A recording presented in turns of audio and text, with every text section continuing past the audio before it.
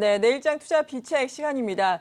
일단 내일 새벽이면은 FOMC 회의 결과가 나오기 때문에 우리가 예단을 하면서 시장 전략을 미리 짜는 것보다는 방향성 설정에 사실 이러한 결과가 상당한 영향을 미치기 때문에 좀 부담스러운 부분이 없지 않아 있는 오늘 또 내일장 투자 비책을 세우는 시간이 아닐까 싶어요. 그래도 또 어떤 말씀 해주시겠어요?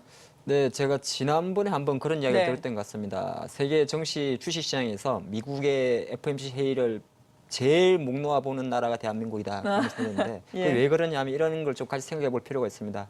16년도도 마찬가지입니다. 우리가 잘 생각하면 지금 한국, 중국, 일본 증시는 따로 놀고 있습니다. 네. 일본은 엔화 강세 속에서 마이너스 금리를 도입하고 있고 양적 완화를 진행함에 따라 일본 니케이 증시가 왔다 갔다 하고 있는 흐름이고요. 그렇죠. 중국 같은 경우는 실제적으로 뭐 성강통, 후강통을 다 떠나서 실제로 3천선 어느 정도 계속적인 자본주의 사회의 계획을 가다 보니까 뭐 IPO 물량에 대한 물량 출회라든지 또는 증시 과열에 대한 규제 때문에 증시가 움직이고 있지 않습니까? 그렇게 봤을 때는 미국의 금리 발표와 함께 가장 연동성이 높게 움직이는 나라가 바로 한국 증시입니다. 한국 네. 증시인데 사실 이건 좀 이런 말씀을 좀 드리고 싶어요. 저는 지금 내일이 뭐 금리가 올리면 어떻게 되고 그런 걸 이야기하고 싶지가 않습니다. 한 가지 제가 드리는 이야기만 딱 기억하시면 좋을 것 같습니다. 연준은 그 1년에 8번의 금리 인상을 단행을 합니다. 네. 실제적으로 올해 같은 경우도 1, 3, 4, 6, 7, 9 지금 이제 6번째가 되는 건데요. 제가 지수 밴드를 다 생각을 해봤더니 계속적으로 올라왔습니다. 1월 달에 미국이 이제 실제적으로 12월 달에 처음으로 단행을 했지 않습니까? 네. 1월 달 같은 경우는 지수가 대략 한 1930선에 있었어요. 그런데 이제 4월 달, 5월 달로 오면서 1980, 2000, 2020선까지 올라왔습니다. 이 말이 무엇을 의미하냐면 우리가 계속적으로 1년 계속적으로 미국의 금리 인상 이야기를 했습니다만은 결과론적으로는 시장은 우리가 알듯 모르게 우상향하고 있었다는 거죠. 이게 포커스입니다. 제가 여러분한테 드리고 싶은 이야기, 제 의견은 무슨 의견이냐면 지금 시장이 예상하는 대로 이번 달 금리를 동결하고 실제적으로 매파적인 발언, 뭐 동결하면 당연히 이제 옐런 의장이 발언해서 12월 달 금리 인상에 대한 시그널이 강하게 나와야 되지 않습니까? 나오겠죠. 미국은 금리 올려야 됩니다. 지금 안 올리면 오히려 불확실성이에요. 왜 그러냐면 이거는 여러분들이 많이 느끼시는 내용인데요.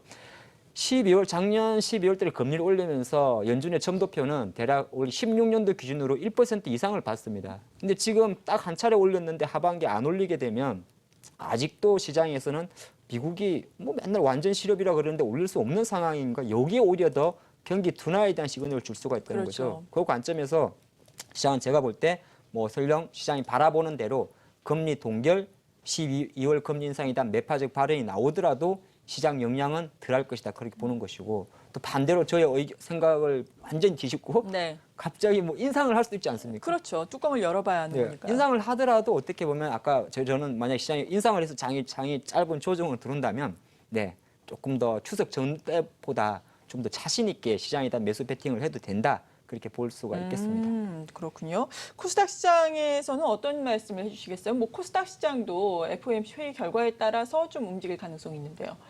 네, 맞습니다. 예. 내일 아무래도 뚜껑을 열어봐야지 그 결과를 확실하게 알 수가 있을 것 같은데요.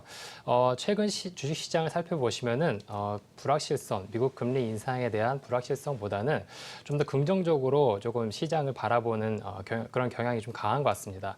이미 미국 금리 인상이라는 그런 부분을 지난해 한번 경험을 했기 때문에 네.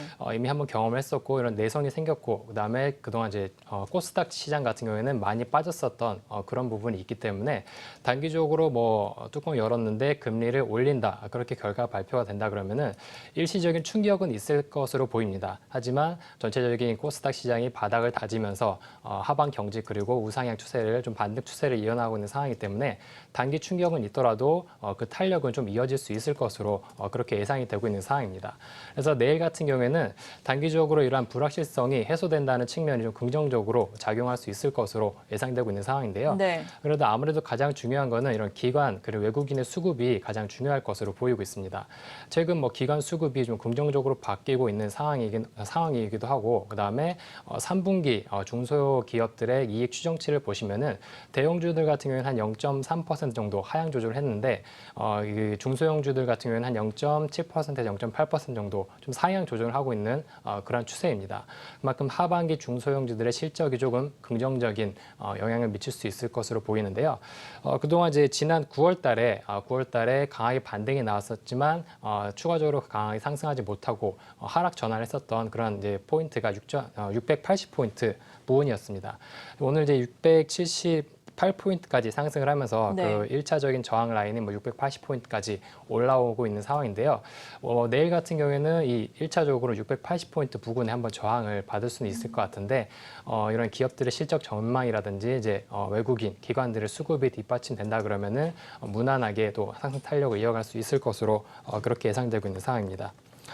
그렇기 때문에 중소형주들이 좀 빠르게 올라오고 있는 상황입니다.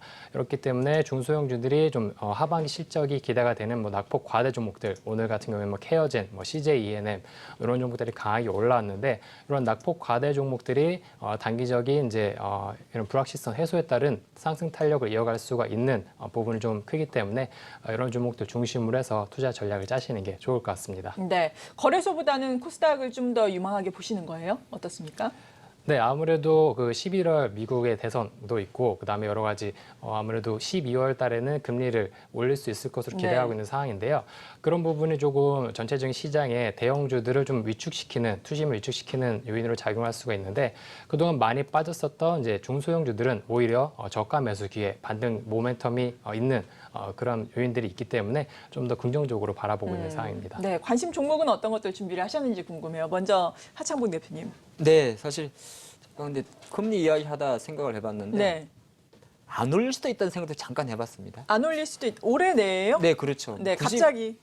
그런 이유는 사실 예. 저도 많이 생각을 해봤는데 우리가 너무 좀 상식 계속적으로 뭐 이번 한 12월 달에 올려야 되는 건 아니지 않습니까? 그렇죠. 꼭 뭐 해야 되는 건 아니죠. 그렇죠. 예. 그렇게 본다고 생각이 들다 보니까 어떻게 보면 이번 결정에서 만약에 시장에 네. 대해서 금리가 동결이 되고 매파적 발언이 나온다면 오히려 저는 이제 10월 달에 대한 정시를 좀 좋게 보는 것이 좋다 그렇게 보는 것이고 네. 그래서 오늘 아까 제가 계속적으로 좀 잊혀졌던 섹터에 대한 관심을 좀 말씀드렸는데 그렇죠. 저도 조금 전에 말씀하셨던 마찬가지로 코스닥 시장이 조금 더 이제는 기지개를 펼 때가 됐다고 봅니다. 그래서 네. 코스닥 시가총액 5위 내에 있는 CJ E&M을 좀 다시 한번 코스닥 말씀드리는데요. 종목 가지고 오셨네요. 네, 그만큼 이제 시장에 대한 약간 금리 부담감 때문에 수급 부담감에 초정을 받았던 예. 코스닥 대장주들도 좀 힘을 발휘할 수 있지 않을까 보겠고 개별 재료가 하나 있죠.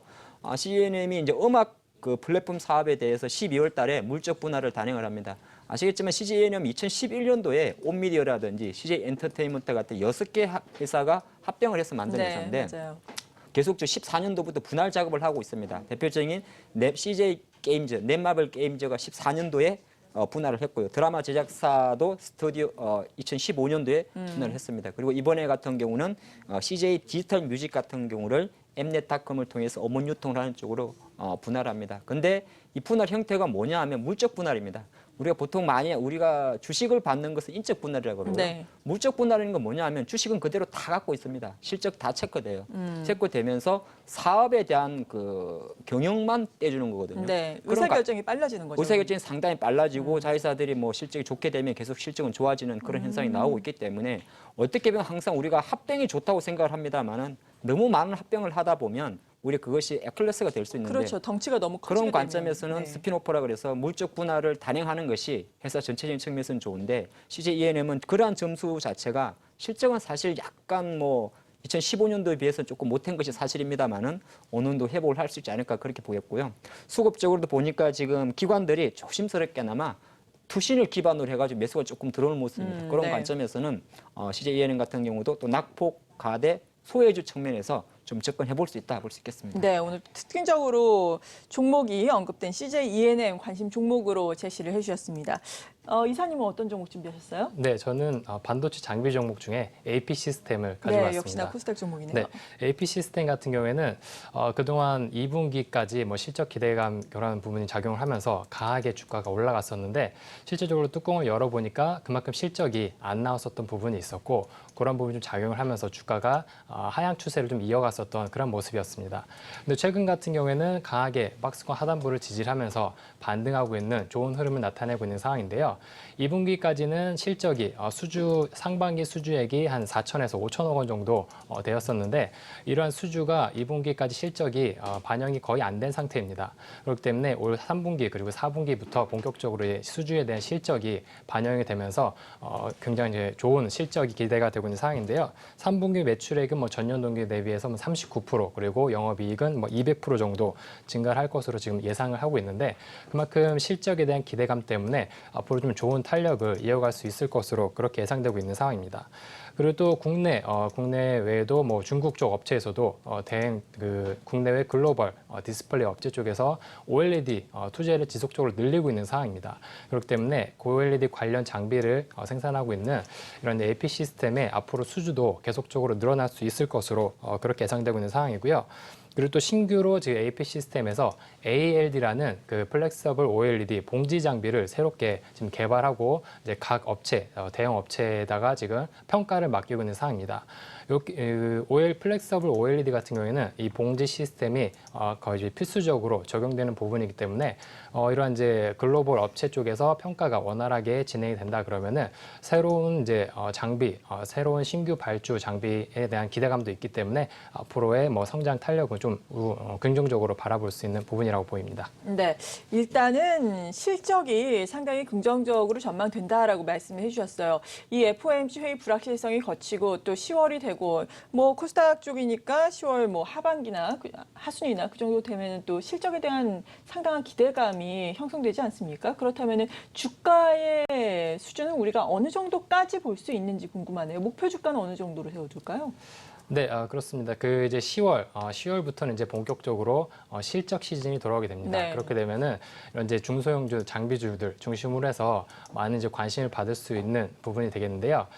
추가적으로 일단은 이제 저항 라인, 박스권 상단 부분이 한 22,000원 부근에 좀 매물대가 많이 쌓여 있는 상태예요. 그렇죠. 이런 부분을 좀 잘 이제 소화 물량, 매물대 소화를 좀 거치면서 우상향 추세를 이어간다 그러면은 뭐 올 하반기까지 24,000원 부근까지는 무난하게 좀 달성이 가능하지 않을까. 그렇게 예상이 되고 있는 상황입니다. 네, CJ ENM 같은 경우에는 장기적으로 주신 거예요. 앞서서 간략하게 말씀을 해주신다면요.